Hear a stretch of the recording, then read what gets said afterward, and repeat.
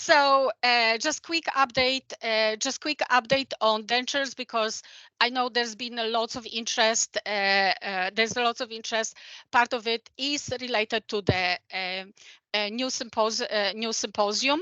So I wanted to give you an update on what you can expect from the marketing team to support the symposium. But first things first, usually what we see on the left-hand side is how sometimes our executives executive team looks at the at our portfolios. Obviously, Brags and Night Guards that are at the very top, and then you can see partials are broken down into 3 groups, and then dentures again separated out. So when you look at them in such fashion, they don't look like, they are just pretty decent products because it's anything over 10 million, but they don't nearly they don't nearly look as impactful as Bragser or Night Guards. But then when you group them together, which is how they should be presented in our portfolio, then suddenly you notice that dentures and partials are the 3rd largest lab service that we offer here at Glidewell, and the 4th largest category in the entire portfolio, right after the data. So from that perspective, this portfolio creates a big opportunity for us. And then focusing on dentures, partials will come, I promise, but not in Q2, more likely in Q4, because first we need to take care and work on dentures. So dentures are a very solid player in our portfolio with a consistent growth year over year. And then you may ask yourself, because there has been lots of information about dentures out there, but here are the 5 ones that are really key for us in understanding or making decision on why we are supporting this portfolio. So this 36 million number of Americans who are completely toothless in either lower, upper, or both jaws, it's a staggering number for us, and it's a big support for the existence and push for denture portfolio. We also see the market trend with millennials replacing baby boomers as the number one generation professionally active. So what that means is more baby boomers, increase in eventually is more likely partial, but also full to some extent. And then because we live longer, so as we live longer, we become more edentulous, likely completely toothless, and that also requires not that just one denture, but also multiple dentures. And then the biggest one for us is the fourth one, and those who are on the call, Noemi specifically, and Dr. Mena Lili, we've been working partnered with Dental Call Center, and then we hear the basic questions that dentists ask. And then we ask ourselves, why do they ask these basic questions? And then the reason is basically dentists are no longer required to set denture teeth for the dental licensure examinations. So what that means is dentists who graduate from school are less likely to know or have the same level of confidence prescribing dentures as they prescribe crown and bridges, of course, with exception of prosthodontists. So that's another reason and big opportunity for Glidewell to become the denture authority. And as with everything becomes digital, and not just digital, but 3D printed, and not just 3D printed, but also AI driven, you can see that digital processes are also touching the denture market, and we see 3D printed dentures becoming a mainstream. So now here is a first official unveiling of how our denture portfolio will look like.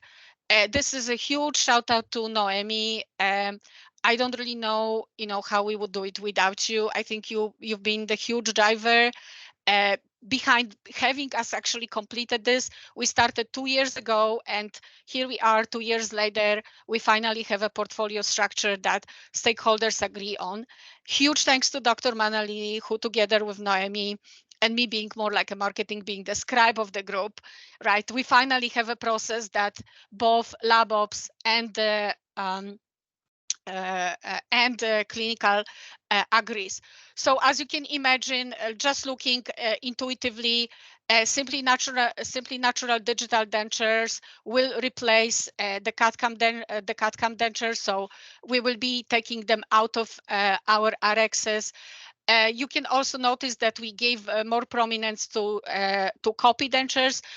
So those of you who watch Dandy very carefully, when you look at their work and the promotions of dentures, what Dandy really promotes is the copy dentures. It's not digital. It's not the same level of digital dentures that we offer.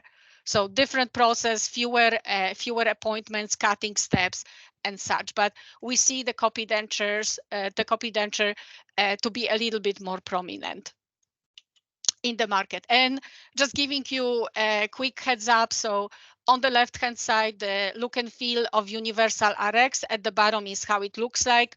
On the top is what we are proposing. On the right hand side, at the bottom, we have dentures and partials, how they look like currently on the removable RX, and on top what we are proposing. So lots of changes coming in, website updates, brochure updates, clinical protocol, things that we've never had before. Again, thanks to a huge effort from Noemi and Dr. Manalili, who finally helped us make this happen. And without further ado, here are the preventive care. All right. So moving forward for the preventive care portfolio, just a few notable efforts. So as brand managers, of course, we are responsible for revenue, for new restarts, cross sell, active accounts, sales by active accounts. But also we look at units, right? So we know that sometimes you can cheat the revenue by doing a price increase. So we got that benefit in Q1 when we increased the prices in Q4, but then we are as good as our last success, right? And even though we made the forecast, and even though Q1 looked pretty decent for us, we already know that what's coming, and then that's why we want to support our lab ops team, but not just by drumming units and by giving discounts, right? Because we know how that ends. So we want to improve retention specifically for new customers and customers new to product. So I know likely Daryl is about to chop off my head for this, but we are going to try this 5 new campaigns by focusing on multiple units and then seeing how this goes. So again, unfortunately, because of our systems and everything, this is a more manual process, is more manual for marketing, but also for lab ops. So we'll give it a shot and see. We launched the Sleep Symposium this morning. Andy was talking about lots of compliments, huge compliment to Vivian, who took this work, and basically, I honestly don't know how we would do it without Vivian. I think it was somehow frustrating when we touch specials for sleep, and each time we touch one, it was like part numbers are missing, SKUs are missing, offers are outdated, BOM is incorrect, like can of worms after can of worms. And Vivian led us through all of this, basically going through every project. So huge thanks to Vivian, all the work. Words can't really express how much I appreciate. And then looking at bite sprints, because I also always want to give everybody a reality check and making sure that we look at things long term. We do want to focus on quarter. We want to plan, and obviously, if we plan something in Q1, we will likely execute it in Q2. We may see results likely Q3, Q4, and above. So just always think about it. Think about it like that. So that's the reality check. When we look at our bite sprints, so that's the top. You see there were some events. Some of those events we can name. Some events are also related like, for instance, the DDS Dental Lab gave us, we had lots of orders coming from that. Coming out, we basically, COVID was really good for BiteSprints. Let's just say it. With challenges on ErcoDent, supply chain issues, we definitely capitalized on it. So our BiteSprints portfolio, looking on the long term, has a growth about 5%. It's a solid growth based on units. Again, I'm not looking at revenue. This is all units. But below you can see what specifically happens in the portfolio. So you can see one product in particular, and that's Comfort 3D. That will be driving. Right now it's Comfort Hard Soft, but we know the time is coming with more and more digital customers being prominent at Glidewell. That Comfort 3D, it's a matter of time, will become our biggest driver. Actually, I'll have a little bit note on it, but I don't want to make Sadiq too excited because he's doing amazing job. Okay, so again, looking at our portfolio of night guards, this is what we currently have. Looking also at how we slice and dice, so segment and target the audience at Glidewell. So it's a lot of learning for us, especially for the sleep and NTI. Most of our efforts are spent on bringing this to the same level of marketing standards that we expect from our products. It is likely that Comfort Hard Soft and Clear Sprint, so the two campaigns at the bottom that you see right now, we have them in going through multi-channels. So that's prominently email, internal email, staffer, and social media. We will probably be pivoting this campaign into a different direction, most likely for cross-selling with Braxer, and I believe for ClearSprint it makes sense for screw retain crowns. But more on that later. And with all the wins of our preventive care portfolio, as you can see, the numbers on top, green. Again, our Q1 this year was really good, better. This portfolio, just to give you more information, grows at double-digit year over year. So it's insane. It's huge portfolio, $15 million per quarter, and double-digit growth. Now, when you look at Comfort 3D, and when I just said that Comfort 3D enjoys a big growth, and in fact, Comfort 3D now accounts for over 16% of our entire BiteSprint portfolio. So that's actually 5% growth comparing to just Q4 of last year. So that's just 3 months ago. Within 3 months, Comfort 3D grew that much. And the challenge that we see as marketers is our current logistics, right? Our current infrastructure. It's not very friendly for customers who are digital. It doesn't mean that we are not marketing or we will stop marketing. That's not what it means. What it means, it's harder for us to measure effectively. Obviously we see the results of Comfort 3D again. So we know this product is spot on. This is it's where it should be. It's where it should be.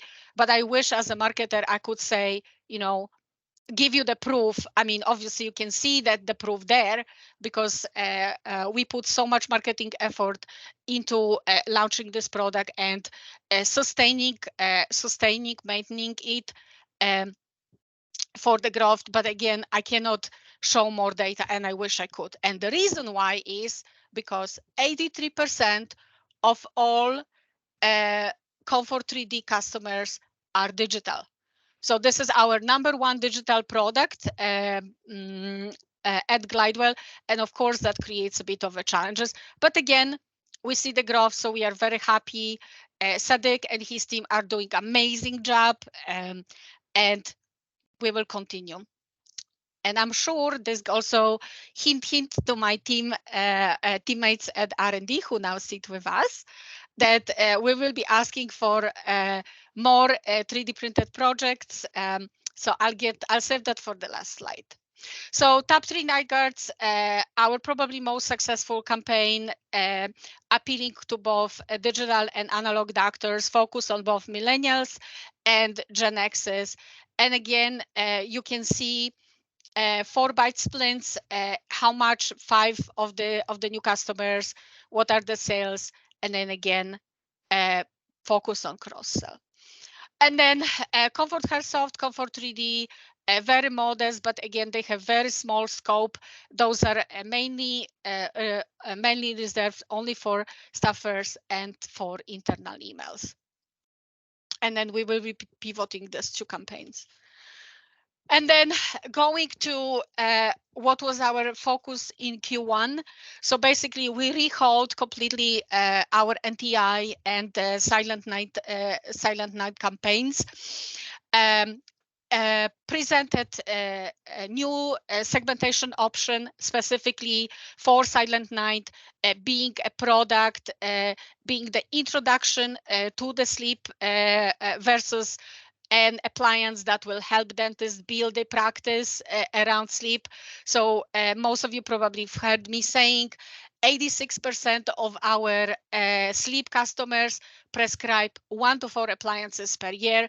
So what that means is that with Silent Night, we have an opportunity to create a campaign, kind of like a beginner level campaign, what we are trying to do for dentures when we give dentists the tools to basically have them more confident. So huge focus on continuing education,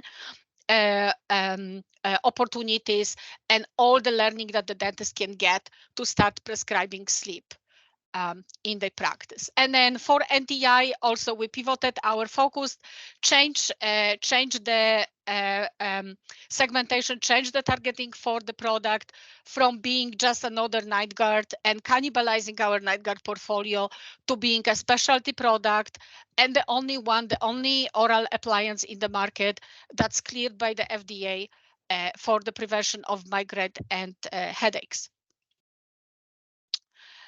And just again, as for everything that we do, for every single campaign that we do, there is way more in the back end that I'm showing on the screen. So all our campaigns have go through multiple channels, have multiple touch points with the customers. And then Comfort 3D, Comfort, and then 2 Comfort splints. And then again, this is how the new NTI campaign looks like. So right now, I hope you're not alarmed by the slide where I showed that we are our target audience is 30,000. We are casting the net a little bit wider for this product, just to get a sense of like, is there anything that stands out in the audience? Do we see any patterns? Is there anything that we can take from it? So this quarter Q2 will be a learning experience for us, so that in the future we can narrow our segmentation, or maybe not. Maybe it's not maybe does not need to be narrowed. So we'll make that decision. But right now we are basically learning. And then Silent Night, again, for all preventive care products, our goal for Q1 and for Q2 and moving forward is to help drive retention, and then drive units and retention, so that we can help our lab ops team, because we see the trend. We see the trend, and we won't be able to capitalize on the price increase forever. And just highlight of Q2 initiatives. So I specifically separated out the last 2. So these are executive asks. I know, Ashley, you have launched and Snores at New West. So we will not be doing anything without obviously consulting other stakeholders. but I just wanted to put it out there. So if you see me asking questions, you know why. We also have, we didn't have a chance to execute our retainers campaign because with Randy's departure, there were some other priorities that we had to attend to. But I feel like at this point, we have the resources, and then retainers, as most of you know, double-digit 30% growth every year. Very solid product. Currently, we don't really spend much marketing efforts, but we definitely should do that. And more cross-sell campaigns. We also had the ask from Daryl to look into the capture. So we promised him to do it in Q2. So that's kind of where we are. And just quick browse through the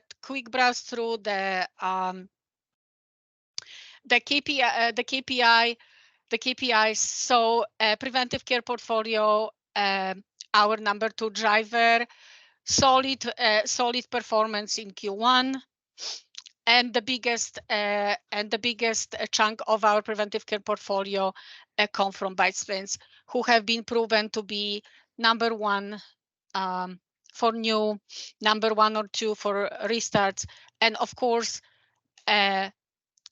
most popular product among our active customers. 66% of all our active customers at some point in Q1 purchased bite splints. And then looking at new